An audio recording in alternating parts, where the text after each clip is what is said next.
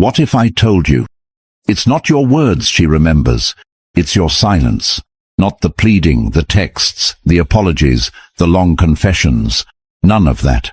It's the moment you vanished. The day you stopped explaining. The second your energy disappeared without a trace. That's when her soul started to ache, and she couldn't even explain why. You thought losing her was the tragedy. Nope. The tragedy was believing that her approval defined your worth. You were trained to chase, to prove, to fix, while she watched you crumble. And now you're here, alone. Wondering if silence is weakness or power. Let me tell you something hard but true.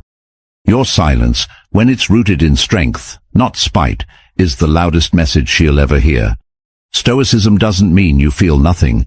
It means you no longer betray yourself to make someone else feel whole. That's the difference between a wounded boy and a powerful man. This is the story of a man broken by love, but reborn in detachment. No yelling, no threats, no drama, just silence. And in that silence, he becomes a mystery, a ghost she can't stop thinking about, a presence she starts to feel in every absence. Her soul starts to ache, because silence, when it's pure, is radioactive. You want her to regret leaving? You want her to question everything? Then don't speak, don't chase, don't prove. Disappear and evolve. If you're tired of being the emotional punching bag, if you're ready to shift from broken to untouchable, hit that like button, subscribe, turn on notifications, and comment below. I rise from my silence. Now let's begin. Number 1. The break didn't break you. It broke the illusion. You didn't lose the love of your life. You lost the lie you told yourself about who she was. That's the wound you're really nursing. That's the burn that keeps you up at night. But let's get one thing straight right now. The breakup didn't break you. It broke the illusion you clung to like a life raft. The illusion that she was the one, that it was forever, that if you just loved hard enough, stayed loyal long enough, she would finally see your worth. Nope. That version of her existed only in your mind. You weren't in love with the real her. You were in love with the role you hoped she'd play in your life. And once that mask slipped, once she walked away, once the fantasy collapsed under the weight of reality, you were left not with heartbreak, but with clarity. Here's what Stoicism teaches us. Pain is a purifying fire. It doesn't destroy the truth, it reveals it. What you're going through right now, that isn't weakness, it's the death of delusion. You're seeing things clearly for the first time, and it hurts, because clarity always does. But don't mistake that pain for failure. It's growth. You thought her leaving meant you weren't good enough. But what if it meant you were finally being set free from your own blindness? What if this is the beginning of the version of you that no longer tolerates half-love, confusion, and emotional crumbs? What if this isn't the end of something, but the beginning of everything? Let her go. Not out of spite, not out of ego, but out of wisdom. You needed to believe in that fantasy once. But now you know better. And that's where power starts. The moment you stop trying to fix what was never whole to begin with. Number 2. You owe her nothing, not even closure. Stop thinking she's confused. Stop thinking she needs clarity. She knew exactly what she was doing when she pulled away, when she stopped answering, when she ghosted, when she walked. That wasn't an accident. That wasn't mixed signals. That was her making a choice and hoping you'd be too weak to call it what it is. Here's the brutal truth. Closure is a trap. You think it's about getting answers, but really, it's about getting permission to let go. You don't need permission. You need boundaries. You need discipline. You need to understand this one rule of dark psychology. The person who seeks closure gives away power. The person who walks away without explaining themselves is hoping you'll chase for meaning, because that's control. But you're done giving her that control. You don't text. You don't ask why. You don't post cryptic messages begging her to notice your pain. That's what she expects. That's what most men do. You're not most men. Stoicism teaches you to stop needing a narrative. Let her wonder. Let her feel the silence. Let her sit with the absence of the man who used to pour himself out just to keep her attention. Do you want her to regret losing you? Then say nothing. Do nothing. Let your silence be the wall she crashes into every time she tries to justify what she did. When she reaches back out, it won't be for closure. It'll be because the silence turned into a mirror. And she doesn't like what she sees in it. You don't owe her a final conversation. You don't owe her forgiveness until you're ready. And you sure as hell don't owe her another piece of your soul just so she can sleep at night. Number 3. Your absence echoes louder than words. She doesn't remember the 100 texts. She doesn't replay the long voice messages. She forgets the details of every apology you ever gave. But your silence? That's what lingers. That's what keeps her awake. Because your absence forces her to hear something she never expected, her own thoughts without your noise to drown them out. Here's what most guys don't understand. Women don't regret the men who chased. They regret the ones who vanished without explanation, the ones who refused to argue, the ones who didn't give them the drama, the emotional reaction, the ego stroke. When you say nothing, when you stop feeding the fire, you force her to sit with the consequences of her own actions. That's the beginning of her reckoning. Dark psychology teaches this. The human brain fills in blanks with fear, and when you go silent, her mind starts writing stories. Is he healing? Is he moving on? Has he met someone better? Is he done with me forever?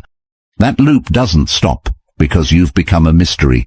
And mystery is addictive, especially to someone who once had access to everything, your heart, your time, your energy, and now has none. You don't need to block her.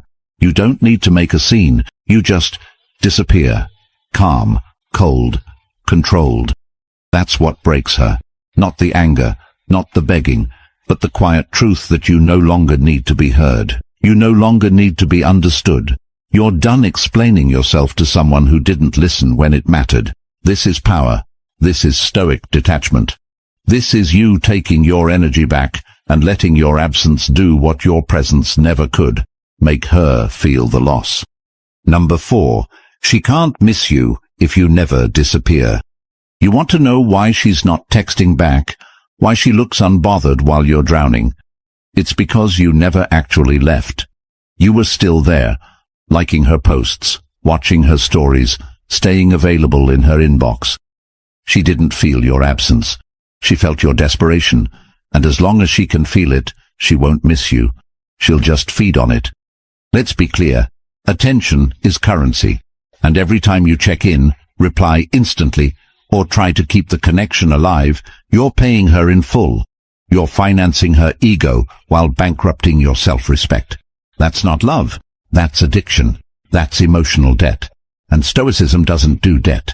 Disappearing doesn't mean you delete your life. It means you remove your energy from where it's being wasted. You stop performing for someone who's already made a choice. You stop hoping that your presence will convince her to change her mind, because it won't, but your absence might. When she can't access you, when you stop orbiting her world, something shifts, the roles reverse. She starts to wonder, starts to rewind, starts to reach. Because the most haunting feeling isn't rejection, it's uncertainty. And your silence, your distance, your refusal to keep feeding the machine, that's what creates it.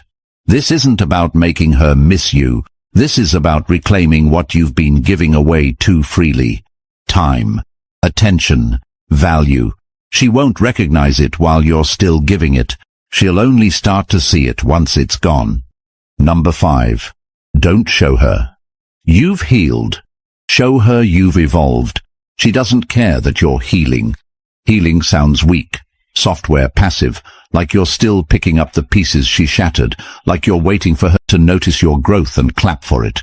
Nope. That's not power. That's performance. And she can smell it from a mile away.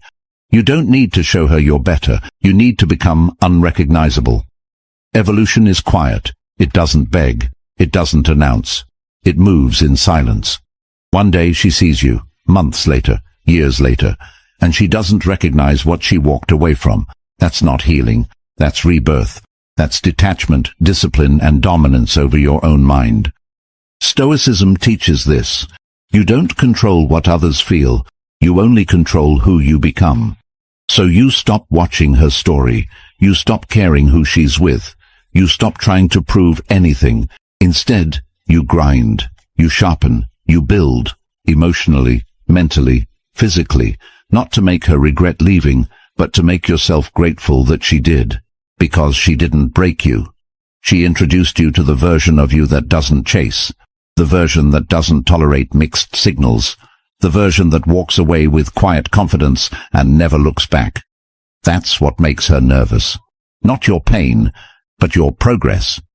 When she sees that you didn't just move on, you leveled up, she starts to question everything, because you didn't need closure, you didn't need revenge, you needed a reason to become unstoppable, and she gave you that reason, so thank her with your silence, and destroy the old version of yourself she thought she left behind. Number 6. Emotional control is the ultimate seduction. You think she wants the guy who's emotionally available? The guy who spills his heart, cries on cue, shows his wounds at the door? Nope. Not when she's the one who caused the bleeding.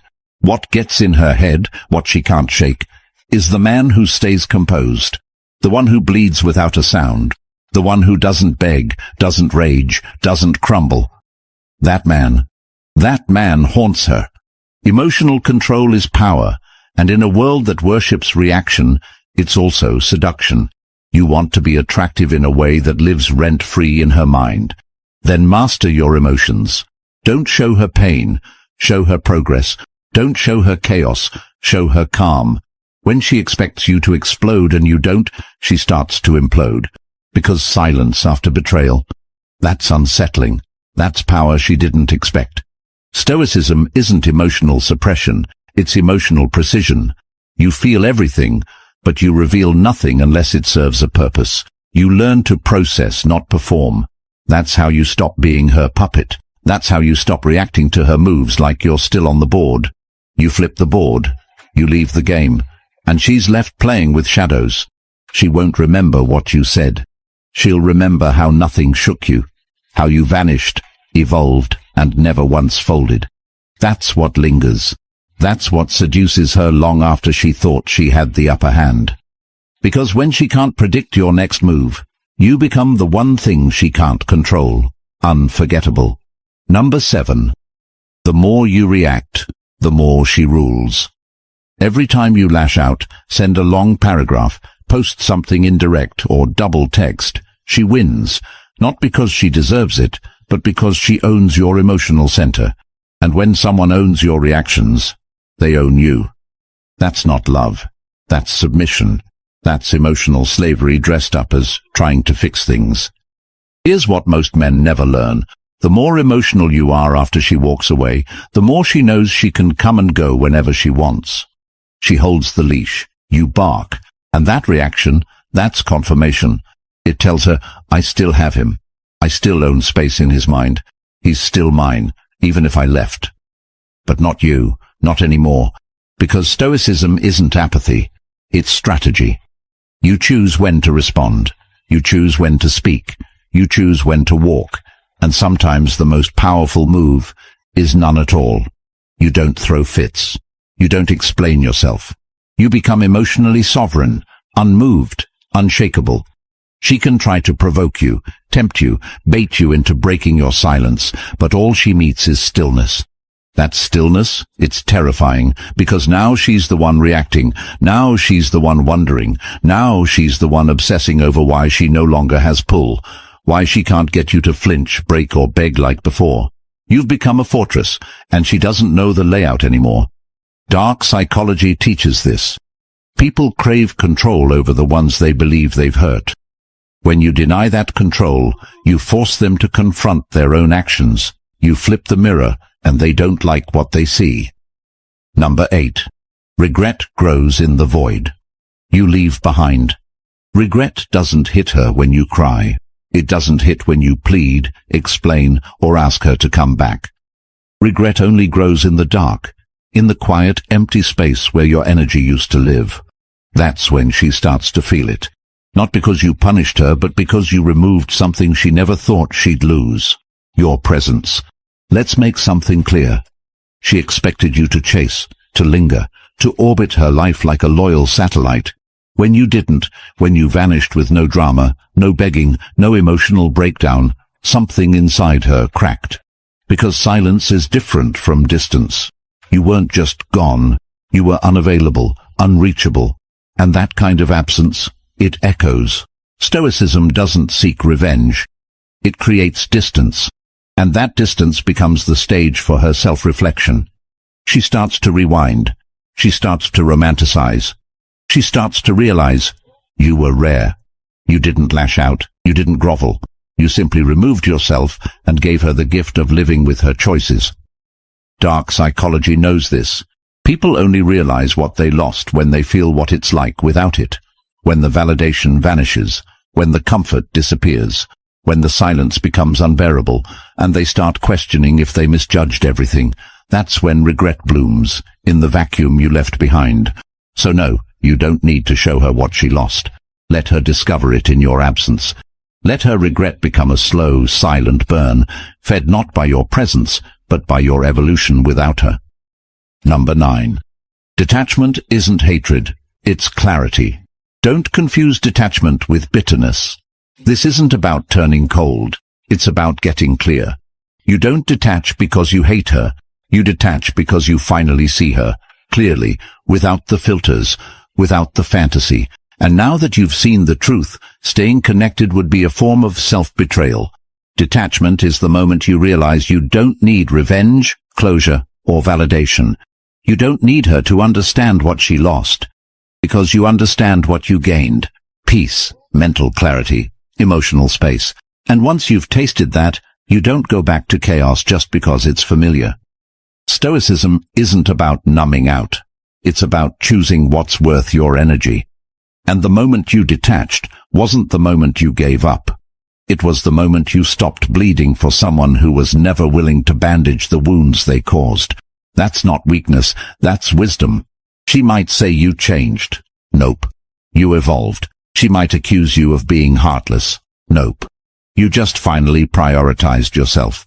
She might reach out again, test the waters, see if you're still on the leash. But what she'll find is a man who's no longer emotionally available to the same patterns, the same games, the same version of her. You've detached not out of spite, but out of self-respect. That's what stings her the most. Your indifference isn't fake. It's real. You don't miss her. You don't hate her. You see her, and what you see no longer moves you. Number 10. From pain to power. The Stoic Awakening. This is where the story flips. Not when she texts back. Not when she watches your story. Not when she accidentally bumps into you. No, your power begins when you no longer care if she ever comes back. When you stop checking your phone. When her name no longer stings. That's the Stoic Awakening. When the pain burns away the weakness and leaves only strength behind. You've been through hell. You know what it's like to be broken over someone who didn't even flinch. But you didn't stay broken. You used it. You stopped asking, why did she leave? And started asking, who am I becoming because of it? That's when everything changed. Stoicism teaches this truth. You don't control the storm, but you can become the calm.